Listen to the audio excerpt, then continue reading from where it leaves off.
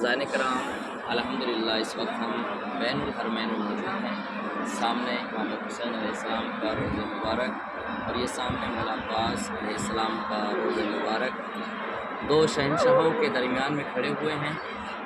اتنی بڑی سعادت کی بات ہے اور اتنی خوش نصیبی کی بات ہے کہ اللہ نے ہمیں اس مقام پر لا کر کھڑا کر دیا کہ جہاں پر ہر ایک دل مومن کی تمنا ہوتی ہے کہ مولا زندگی میں کچھ ہو نہ ہو، مرنے سے پہلے ایک بار دیدار کربلا ہو جائے، کربلا کی زیارت ہو جائے، امام حسین سے ملاقات ہو جائے، مولا عباس کی زیارت ہو جائے۔ انسان بہت ساری جگہوں پہ جاتا ہے، دنیا ہے، سفر طے کرتا ہے، لیکن جو کربلا کا سفر ہے، کربلا کی زیارت ہے، یہ امتحان مانگتی ہے۔ یہاں پر ہر لمحہ ہر وقت انسان سوچتا ہے، فکر کرتا ہے کہ جہاں پر رسول کا نواسا 3 دن کا بھوکا پیاسا شہید کیا گیا، آج ہم اسی مقتل میں کھڑے ہوئے ہیں۔ آپ دیکھیں سامنے غازی ابوالفضل عباس کا روضہ، سامنے شہنشاہ کربلا امام حسین علیہ السلام کا روضہ مبارک، یہ بین الحرمین ہے۔ بین الحرمین کا مطلب یہ ہے کہ ایک روضے کے درمیان اور دوسرے درمیان کی جگہ، جس کو کہا گیا ہذہ بقعۃ من ارض الجنہ، یہ جنت کی زمینوں میں سے ایک ٹکڑے کا نام ہے۔ یہ ارض المعلیٰ ہے، یہ کربلا معلیٰ ہے۔ آپ کس مرتبے پر ہیں، آپ کو احساس نہیں ہے کہ امام حسین علیہ السلام نے آپ کو منتخب کیا ہے۔ دنیا میں لاکھوں کروڑوں لوگ موجود ہیں، لیکن پیسے والے موجود ہیں، لیکن ان کے پاس توفیق نہیں ہے کہ وہ کربلا آ جائے۔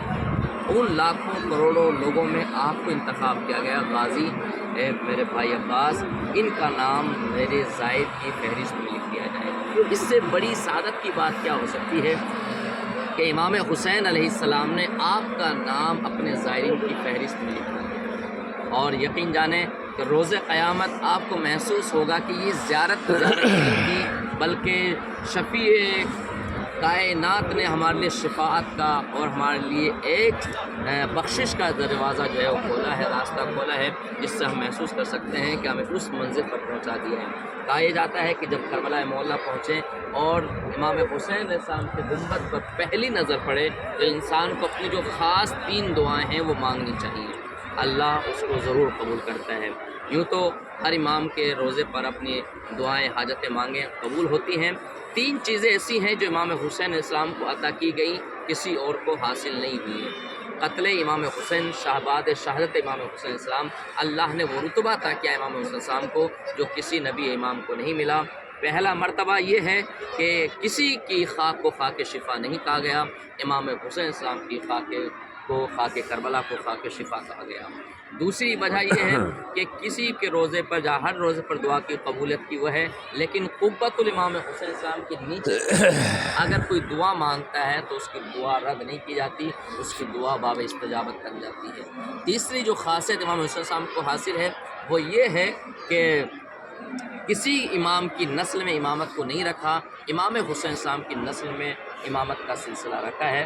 امام حسین کے بعد امام زین العابدین، امام باقر السلام، دیکھیں 12 اماموں تک یہ سلسلہ کس تک پہنچتا ہے؟ امام حسین علیہ السلام تک پہنچتا ہے۔ آج اس کریم کربلا کی بارگاہ میں کھڑے ہوئے ہیں، یقین جانیں کہ آپ کے پاس دعاؤں کے انبار ہوں گے، مرادوں کی جھولیاں ہوں گی، لیکن آنے کے بعد آپ کو اپنی دعائیں نہیں مانگنی کی۔ یہ در وہ در ہے جہاں پر مانگا نہیں جاتا، یہ بغیر مانگے عطا کرتے ہیں۔ یہ ہمارے دلوں کے رازوں کو جانتے ہیں، یہ ہماری مانگنے سے پہلے ہمارے دعاؤں سے، ہماری باتوں سے واقف ہیں۔ آپ آپ کو بلایا گیا ہے، تو جب بلایا گیا ہے تو آپ خاص صفوں میں شمار ہیں، آپ کا خاص لوگوں میں شمار ہے۔ تو یہ محسوس کر کے جانا ہے کہ کل امام نے حبیب کو بلایا تھا، آج کے دور میں ہمیں بلایا ہے، تو ہم جیسے آئے تھے ویسے کربلا سے واپس نہ جائیں، یہاں سے متغیر ہو کے جائیں، حبیب کا کردار لے کے جائیں، جون کا کردار لے کے جائیں، مولا کے غلاموں کا کردار لے کے جائیں۔ کربلا آنا کمال نہیں ہے، کربلا سے نکھر کے اور یہاں سے کردار سازی بنا کے جانا کمال ہے۔ آج امام کی بارگاہ میں کھڑے ہوئے ہیں، آپ اپنی آنکھوں میں اشکوں کے کشکول لیے ہوئے ہیں، یقین جانیں کہ جس درمیان میں آپ کھڑے، میں اکثر کہا کرتا ہوں کہ یہ جو وہ جگہ ہے اصل یہ بین الحرمین کی جو فضیلت بیان کی گئی، انسان آئے اور ایک روزے سے دوسرے روزے تک کا پیدل سفر طے کرے، تو کیوں کہا گیا؟ کہا اس لیے تاکہ اس کو محسوس ہو کہ یہ اصل وہ جگہ ہے جہاں پر اکثر شہداء زمین کربلا پر شہید ہو کر گرے ہیں، زخموں سے چور ہو کر اسی جگہ پر گرے ہیں۔ اور جب کربلا میں وارد ہوں تو علماء کہتے ہیں کہ آہستہ آہستہ قدم۔ آپ کی مرتبہ، آپ کی فضیلت بھی یہ بیان کر دوں کہ جب ظاہر امام حسین صاحب کربلا پہنچتا ہے نا، سرحد کربلا پر، تو جنت البقیع کی ٹوٹی ہوئی قبر سے، ایام فاطمیہ آپ دیکھ رہے ہیں، یہ تو ایام چل رہے ہیں، جنت البقیع کی ٹوٹی ہوئی قبر سے ایک ماں اپنی ٹوٹی ہوئی پسلیوں کو سنبھالے ہوئے سرحد کربلا پر کھڑی ہو جاتی ہے اور اپنی آغوش کو پھیلا کر کہتی ہے، آجا میرے حسین کے زائر آجا، حسین کی دکھیاری ماں تمہارا استقبال کرتی ہے۔ بس یہ جملہ آپ کے لیے یقیناً کافی ہے کہ ذرا سوچے، کہاں رسول کی اکلوتی بیٹی زہرا، کہاں ہم جیسے گنہگار، کہاں حسین کی ماں فاطمہ زہرا، کہاں ہم جیسے خطا کار لوگ۔ اے شہزادی، آپ کا شکریہ، آپ نے استقبال کیا، ہمیں آنے کا موقع عطا کیا ہے، لیکن ارباب اعزاز ذرا سوچو، وہ شہزادی اسی مقتل میں ہے اور اپنے لال پر گریہ کر رہی ہے، اور رومال کے لیے ہر زائر کے چاہنے والے کے سامنے آ کے کہتے لاؤ میرے حسین کے حق کا آنسو لاؤ۔ علماء کہتے جب قدم رکھو نا کربلا پر، آداب زیارت میں سے یہ ہے کہ آہستہ آہستہ قدم رکھیں۔ کہا کیوں؟ کہا کہ نہ جانے کس جگہ پر کون سا شہید زخمی ہو کر زمین کربلا پر گرا ہوگا، نہ جانے کس جگہ پر علی اکبر کے سینے پہ برچھی کا پل ٹوٹا ہوگا، نہ جانے کس جگہ پر علی اصغر کے گلے پر تیر لگا ہوگا، نہ جانے کس جگہ پر ارباب اعزاز جناب قاسم کا لاشا پامال ہوا ہوگا، نہ جانے کس جگہ پر اون و محمد کے لاشیں گرے ہوں گے، نہ جانے کس جگہ پر عباس کے بازو قلم ہو کر گرے ہوں گے۔